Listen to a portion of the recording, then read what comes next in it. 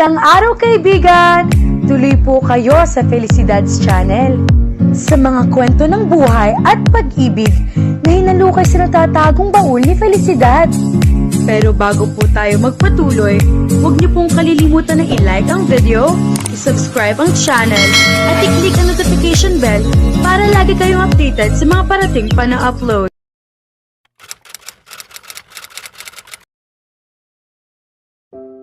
Ikaw talaga. Kababalik mo lang na aksidente ka agad, iling-iling na sabi ni Kisa na karga-karga at pinapadede sa bote ang isang taong gulang na anak na babae na pinangalan nito at ng asawang si Arvin na Kismet. Inabutan ng sandwich ni Odie si Jerry bago siya sumagot ng pabiro. Sinabi ko na sayo noon pa, isa akong naglalakad na sa kuna. Si Jerry lang ang alaga ni Odie ngayon dahil ayaw humiwalay ni Tom kay Moria. At ayaw naman niyang magstay sa pwesto ng birthday girl dahil syempre, sina Monica at Taz ang bantay ng bata. Kaya hinayaan na niya si Tom sa pangangalaga ng mga magulang. Samantalang si Jerry naman, ayaw humiwalay sa kanya. Daddy, napakaliit ni Kismet, tila namamanghang sabi ni Jerry habang titig na titig kay Kismet. Gusto ko siyang alagaan. Sabay na natawa si Kisa at Odie. Nakakatuwang marinig ang mga salitang iyon sa kapiraso at cute na batang gaya ni Jerry. Tita Kisa, pwede ko bang pakasalan si Kismet kapag malaki na siya? Malambing na tanong ni Jerry kay Kisa na ikinagulat nila. At muling ikinatawa. Kung ipapangako mong mamahalin mo ang anak ko, bakit hindi? Natatawang sagot ni Kisa. Napailing naman si Odie at marahang pinisil ang matambok na pisngi ni Jerry. Ikaw talaga. Noong nakaraan lang, si Moria ang gusto mong pakasalan. Ngayon naman, si Kismet na. Ang bata-bata mo pa, playboy ka na. Maya-maya lang ay lumapit sina Arvin at Kirk sa kanila. Hinalikan ni Arvin sa mga labi si Kisa, saka sila nilingon. Ano ang nangyayari dito? Mukhang nagkakasiyahan kayo ha. Nag-propose kasi ng kasal si Jerry kay baby Kismet natin, natatawang kwento ni Kisa. Pumayag naman ako kaya engaged na sila. Napadiretso naman ng tayo si Arvin, halatang hindi komportable sa narinig. Honey, masyado pang bata ang anak natin. Natawa si Kisa. Pangakong pambata lang iyan, Arvin. Baka nga makalimutan na iyon ni Jerry paglaki niya. Hindi ko ito makakalimutan, nakalabinggit naman ni Jerry. Natawa lang si Arvin at ginulo ang buhok ni Jerry. Kapag big boy ka na, lagot ka sa akin. Pahihirapan kita sa panliligaw sa anak namin. Napangiti na lang si Odie. Bago siya umalis ng bansa, engaged pa lang sina Arvin at Kisa. Pero ngayon, kasal na ang mga ito at may baby na. Ang bilis talagang lumipas ng panahon. Maligayang pagbabalik, Odie, bati ni Kirk sa kanya na umupo sa tabi niya. Salamat, nakangiting sagot naman ni Odie, saka siya may napansin. Wala si Corazon? Nagkibit balikat si Kirk, nakakunot ang noo. Malay ko kung nasaan ang babaeng yon. Bakit niyo ba siya hinahanap sa akin? Pabirong binunggo niya ang balikat ni Kirk, sumuko ka na kay Corazon? Hindi naman. Nagpapamiss lang ako. Natawa si Odie. 10 taon mo nang hinahabol si Corazon. Pikutin mo na kasi para wala nang kawala. Natigilan si Kirk sa kaunti-unting napangisi. Napakagaling na ideya, Odie. Napakagaling. Pipikutin ko si Corazon para pumayag na siyang magpakasal sa akin. Wala na talagang pag-asa yan, nakangiting sabi ni Arvin habang iling-iling ang ulo. Hindi. Lubos lang siyang umiibig pagtatama naman ni Kisa sa asawa. Nagkatawanan ang grupo nila pero agad din silang natahimik nang marinig ang malakas na iyak ni Moria sa kabilang table. Napansin ni Odie na mukhang natatakot si Moria sa payaso dahil nakasubsob ang mukha ng bata sa liig ni Taz habang umiiyak. Si Monica naman, hinahagod sa likod ang anak at tila pinapatahan. Mukha talaga silang pamilya, komento ni Odie. Namalayan na lang niyang nasabi niya iyon nang malakas nang sumagot si Kirk. Oo nga. Nakakagulat na naging malapit sina Monica at Taz, sabi naman ni Arvin. Sa tingin ko, nagsimula ito noong nakaraang taon. Naalala niyo noon ang isinugod ni Monica sa ospital si Moria? Nagkita yata sila ni Taz doon. Pagkatapos, naging malapit na sila, kwento naman ni Kisa. Binalingan nito si Odie, biglang bumakas ang guilt sa mukha. Pasensya na. hindi dapat ako napakwento. Nagkatinginan ang mag-asawang Arvin at Kisa, pagkatapos ay sabay na tumingin kay Odie. Maging si Kirk ay nilinga siya. Napakurap-kurap si Odie. Bakit? Nang walang sumagot sa tatlo, na-realize niya kung ano ang pinag-aalala ng mga ito. O kung ang chismis noon bago ako umalis ang pinag-aalala nyo, wala yon. Walang namagitan sa amin ni Taz, kaya walang problema sa akin kung nagkakamabutihan man sila ni Monica ngayon. Umiti lang ang tatlo. Biglang nakaramdam ng pagkaasiwa si Odie, kaya nag-excuse siya sa mga kaibigan para magbanyo. Eksakto namang paglabas niya ay nasalubong niya si Monica na may bit-bit na feeding bottle. O Odie, nakangiting bati ni Monica, pero bumakas din ang guilt sa mukha nito. Hinawakan ng kaibigan ang kamay niya. O Odie, pasensya ka na kung hindi kita naaasikaso ng maayos ha? Ang dami kasing bisita at hetong si Baby Moria naman tinutupak pa. Okay lang, Monica. Birthday ito ni Moria kaya natural lang na nasa kanya ang atensyon ng lahat. Lalo na ang atensyon mo. Ngumiti si Monica. Salamat sa pag-unawa, Odie. Ngumiti lang din si Odie. Mukhang may gustong sabihin si Monica, pero kung ano man iyon, hindi na nito naituloy dahil pumasok ng bahay si Taz. Karga-karga si Moria na umiiyak pa rin. Monica, gutom na si Moria. Nasaan na ang milk niya? Tanong ni Taz. Heto, mabilis na sagot ni Monica. Binitawan niya kay Odie ang isang pasensyosang ngiti bago lumapit kay Taz. Pagkatapos ay maingat na isinalpak ni Monica ang dede sa bibig ni Moria.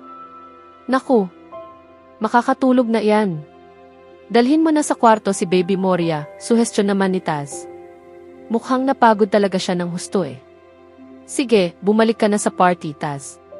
Kinuha ni Monica si Moria mula sa binata, pagkatapos ay may ibinilin ito sa binata bago umakyat sa ikalawang palapag ng bahay. Ang akala ni Odie ay susunod si Taz kay Monica, pero naiwan sa sala ang binata. Naunti-unting dumako ang tingin sa kanya. Pakiramdam niya ay lumukso ang kanyang puso dahil sa titig ni Taz. Kahit kasi malamig ang mga mata nito, hindi pa rin niya maiwasang makaramdam ng pangungulila. Bigla niyang na-miss iyong lalaking parating nangungulit sa kanya. Ngayon kasi, mukhang wala itong balak na lapitan man lang siya o kausapin ng maayos. Pilit na ngumiti si Odie at bahagya pang kumaway. Hi, Taz. Kumunot lang ang noo ni Taz, saka siya tinalikuran. Nawala ang ngiti ni Odie. Noon niya na-realize na sapat pala ang 2 taon para magbago ang damdamin ng isang tao. Nagtatago si Odie mula sa mga kaibigan. Habang abala sa pagkukwentuhan ang mga ito kanina, tumakas siya at nagpunta sa rooftop ng bahay ni Monica, bit-bit ang isang bote ng wine at isang platito ng iba't ibang matatamis na pagkain. Paano, hindi siya makarelate sa usapan ng mga ito tungkol sa buhay mag-asawa at pag-aalaga sa mga anak. May mga pamangkin naman siya, pero hindi pa rin niya lubusang naiintindihan kung paano maging magulang. Siguro dahil hanggang ngayon, sa edad niyang iyon, ay mag-isa pa rin siya sa buhay. Sa tingin niya, tatanda na siyang dalaga pagkatapos ng mga nangyari sa kanya. Higit sa lahat, nakakaramdam siya ng matinding kalungkutan na hindi naman niya naramdaman noon. Yung klase ng kalungkutan dahil pakiramdam niya na pag-iiwanan na siya ng mga kaibigan. Ang kakambal ni Odie na si Gardo, may asawa at 3 anak na. Ang best friend niyang si Monica, may anak na. Sina Kisa at Arvin, kasal at may anak na. Maski si Kurt nga, mukhang nagbubunga na ang panliligaw kay Corazon. Mukhang masaya ang lahat sa kanilang buhay. At lahat, nasa ibang kabanata na ng kanya-kanyang buhay. Habang siya ay naiipit sa parehong pahina.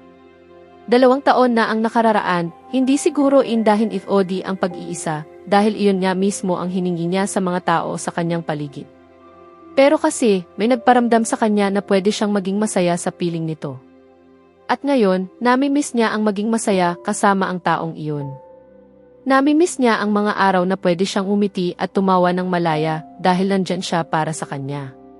Masaya naman siya sa lumipas na mga taon. Pero ngayong nakikita niya ang mga tao sa paligid niya, nakakaramdam siya na parang may kulang sa kanya. Alak at chocolate. Hindi magandang kombinasyon. Nalingunan ni Odie si Taz. Hindi niya alam kung bakit sa halip na nagulat, pagkasabik ang naramdaman niya nang makita ang binata.